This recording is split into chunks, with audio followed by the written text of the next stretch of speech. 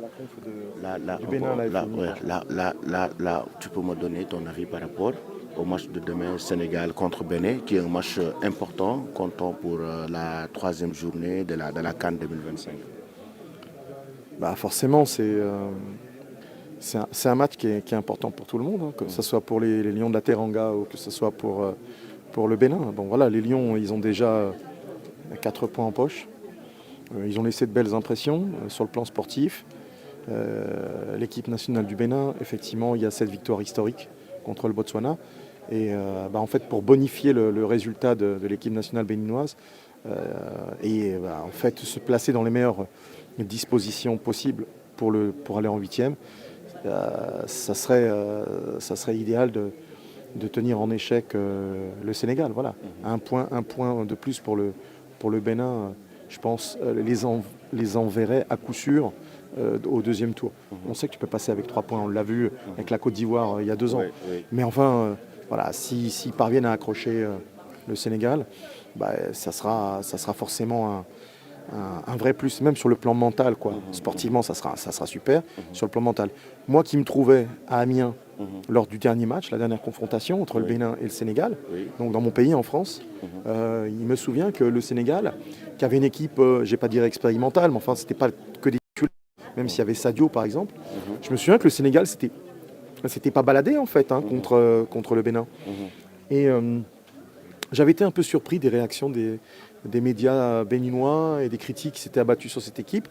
Une équipe qui a quand même tenu en échec à la même période et dans le même stade d'Amiens, la Côte d'Ivoire qui venait d'être sacrée. Oui.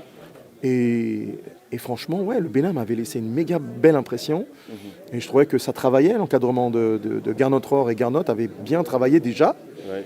Mais bon, ça n'a pas empêché que ça cause dans son dos ou sur lui et sur cette équipe. Aujourd'hui, le Bénin est à la Coupe d'Afrique des Nations, il tient son rang. Et je pense qu'ils sont parfaitement en capacité d'embêter sportivement l'équipe sénégalaise. Bon, après, à condition d'être super rigoureux. Ouais. Voilà, d'être rigoureux, d'être décomplexé. Il y a une chose que comment toutes les équipes doivent savoir quand tu joues le Sénégal, si tu adoptes la tactique du porc épic, ça peut se retourner contre toi. La République démocratique du Congo, ils ont un peu fait ça, mais en seconde période, pendant au moins 20 minutes, ils ont été hyper agressifs dans le bon sens du terme. Ils ont été chercher le premier but de la rencontre. Donc le Bénin faudrait pas que le Bénin soit timide. Et en même temps, il est vrai que si le Sénégal joue sur ses qualités et si le Sénégal joue notamment sur son potentiel offensif et qu'il est un peu plus efficace que contre la République démocratique du Congo, ce sera compliqué pour l'équipe béninoise. Mais dans le football, rien n'est jamais écrit. Il n'y a pas de... Tu peux avoir des certitudes, mais en fait, l'instant T, ce qui se passe sur le terrain, peut tout remettre en question. Et c'est ce qu'on aime. On appelle ça la glorieuse incertitude du sport et du football. Donc ouais, on espère que ça va être un match spectaculaire. Parce que souvent, les matchs de la J3, c'est souvent ça. Quand les équipes ne sont pas nécessairement qualifiées ou il y a encore des trucs à jouer, là, on n'est plus dans le calcul, quoi. Il faut y aller. Donc le Bénin va vouloir chercher à obtenir quelque chose. Le Sénégal... après le dernier match, bon, je pense qu'il y a de la frustration quand même, parce que s'ils mettent toutes les occasions du premier tour, les Lions de la Teranga, ça fait +3, voilà.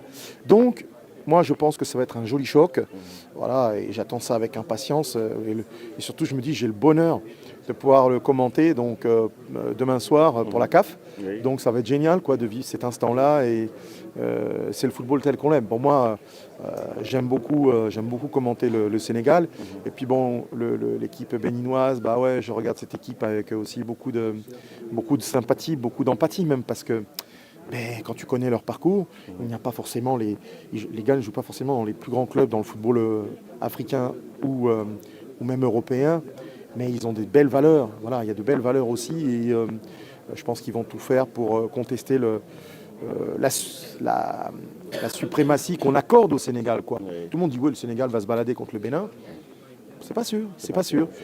Encore une fois, le match amical d'Amiens nous a prouvé que c'était pas aussi sûr que ça, que le Sénégal pensait vraiment pouvoir dérouler son ballon, son football. Et ils avaient été embêtés. Même en 2019, en quart de finale, on a vu que le Bénin a créé des soucis au Sénégal avant de marquer ce but qualificatif en demi-finale. Exactement, ça aussi pour certains, parce qu'il reste quand même Je crois qu'il reste 8 joueurs Oui. côté Bénin de la CAN 2019. Ils ont cette mémoire et pour ceux qui sont nouveaux dans l'équipe par rapport à la CAN, les anciens ont sans doute partagé cette expérience. Voilà, de dire c'est pas quelque chose qu'on ne peut pas faire. C'est pas un match coup près, c'est pas un match coupe quoi. C'est pas un match de deuxième tour. Oui. Mais en même temps, il faut nécessairement obtenir quelque chose pour le Bénin. Le Bénin ne peut pas quitter le terrain avec rien parce que tu sais que dans l'autre match, il y a le Botswana qui joue la RDC. RDC, oui. Bon, la RDC, normalement, sans trop forcer son talent, doit gagner. C'est-à-dire que la RDC passerait à 4 points plus 3, ça ferait 7. Voilà. Donc, le Sénégal voudra aussi terminer en tête et va vouloir gagner. Donc, ça va être un match compliqué pour l'équipe du Bénin. Les Bénin a besoin aussi d'un point. Donc, en fait, ces deux matchs qui se jouent simultanément vont être extrêmement intéressants. Ouais. Extrêmement intéressants. Et on a hâte d'être à ce moment-là. Après, bon, si le Bénin venait à passer, moi j'en serais heureux aussi pour eux, qu'ils puissent continuer. Poursuivre la compétition. Oui, voilà, parce que il y a aussi des beaux talents dans cette équipe. Je regardais tout à l'heure la compo de l'équipe du Bénin, le groupe en tout cas. Il y a quand même 8 joueurs qui évoluent sur le continent africain. Oui. C'est bien. Il y en a quelques-uns en Maroc. Il y en a 2 dans le championnat béninois, me semble-t-il, oui.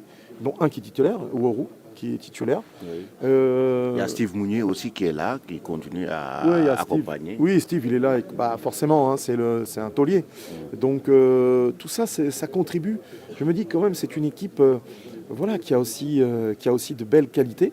Après, je pense qu'ils sont lucides. Ils savent qu'après, c'est compliqué. Même si tu franchis le tour, après, si tu fais troisième, tu es parmi les meilleurs troisième, par exemple, tu sais que ça sera compliqué par la suite en 8. Mais, encore une fois, ce qui définit ces tournois, c'est-à-dire qu'à l'issue du premier tour où c'est une formule championnat, les deuxièmes tours, c'est des matchs coupe près, c'est des matchs coupe. C'est-à-dire que tout peut arriver. Oui. Ce qui s'est passé au premier tour, ça compte plus vraiment. C'est-à-dire que sur ta motivation et tout ça, tu peux te transcender. Le Bénin peut se transcender en étant au deuxième tour. Bon, il faudra qu'ils y soient, et je le souhaite. Mais ils peuvent se transcender. On se souvient de 2019, ça avait été une campagne extraordinaire. C'est resté dans le cœur des Béninois et tous ceux qui les avaient suivis. Donc, il ne faut pas s'interdire de rêver dans le football. Et moi, je leur souhaite de faire déjà une grosse perf contre le Sénégal. Puis ensuite, pourquoi pas aller à l'impossible. Nul n'est tenu. Et l'équipe du Sénégal, comment vous l'avez trouvé durant ces 2 matchs, surtout contre la RD Congo? Parce qu'il y a eu beaucoup de critiques après le match, donc manque d'efficacité devant les buts. Le Sénégal pouvait gagner ce match. Comment vous avez trouvé l'équipe du Sénégal, ce groupe, l'ossature de Pacquiao? Bon, alors l'équipe sénégalaise, pareil, hein, contre le premier match contre le Botswana. Je veux dire, s'ils font preuve d'efficacité, c'est plus 6 ou plus 7, très clairement. Voilà, le Botswana, on rappelle, hein, le gardien, Goïtsone Poko, il a repoussé 14 tentatives. 14. Oui. C'est exceptionnel. Donc, si le Sénégal a mis ne serait-ce que la moitié, ça faisait 10. 10-0. Bon. Ça, c'est une chose. Donc, ils ont largement dominé de la tête et des épaules. On se souvient un petit peu de l'énervement de Sadio Mané à l'issue du match parce qu'il aurait mérité de marquer, mais il n'y est pas parvenu parce qu'il y avait ce gardien qui sortait des trucs incroyables. Sur le deuxième match, effectivement, en première période, l'équipe de Pape Bouna Thiaw, sur la première période, il y a moyen de marquer 1 voire 2 buts. Ils ont fait preuve d'une grande maladresse, presque inhabituelle, je trouve. Voilà. Et ensuite, la RDC a proposé 20 minutes de fou en retour des vestiaires et a marqué sur une bévue. Il est rare de voir Edou Mendy repousser un ballon comme ça devant lui. Donc après, c'est vrai que l'équipe sénégalaise a vite réagi pour égaliser. Et puis les deux équipes ont fini par se tenir. Mais l'entrée d'Ibrahim Baye, le petit prodige du Paris Saint-Germain, a changé énormément de choses. Franchement, s'il est titulaire contre le Bénin, ça sera un vrai avantage, un vrai plus pour le Sénégal. Alors, est-ce que Pape Bouna Thiaw va le garder pour le faire sortir du banc et être impactant comme il peut l'être, ou est-ce qu'il va le lancer d'entrée? Ça sera une des interrogations sur ce match. Mais oui, cette équipe sénégalaise, elle a l'un des plus forts potentiels offensifs du tournoi. elle nous régale dans le jeu, malgré tout, elle nous régale dans le jeu, quoi. Hein.